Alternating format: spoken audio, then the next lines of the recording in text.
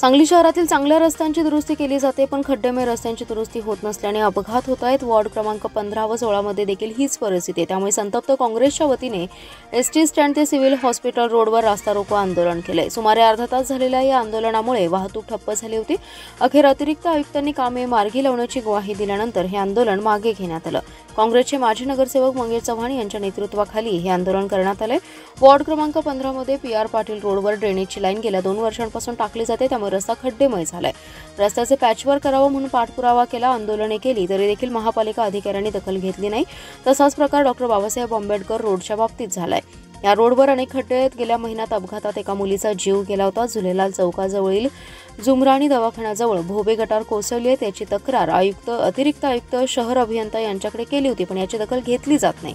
शहरात गरज नसलेल्या रस्त्यांची दुरुस्ती होते, पण खड्डेमय असलेले रस्ते दुरुस्त होत नाहीत, त्यामुळे अधिकाऱ्यांना जाग येण्यासाठी रास्ता रोको आंदोलन करण्यात आले। यावेळी महापालिकेच्या विरोधात आंदोलकांनी घोषणाबाजी केली। महापालिकेचे नगर अभियंता आंदोलनस्थळी दाखल झाले। त्यांनी निवेदन स्वीकारलं तर अतिरिक्त आयुक्त रविकांत अडसूळ यांच्याशी आंदोलकांची दूरध्वनीवरून चर्चा करून दिली। अडसूळ यांनी कामे मार्गी लावण्याची ग्वाही दिली, त्यानंतर आंदोलन मागे घेण्यात आले।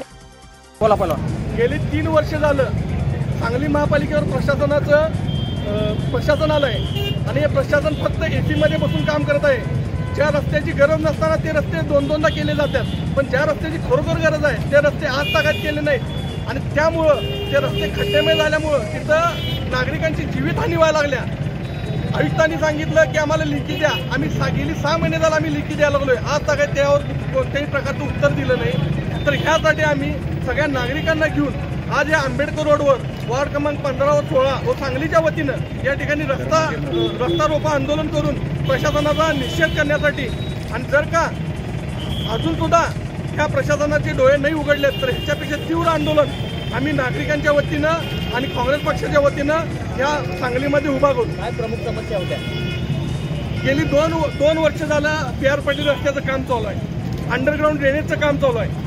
तर आतल्या आत ड्रेनेजचं काम चालू असल्यामुळे एअर येऊन रस्ता कुठल्याही ठिकाणी खड्डा पडायला लागलाय।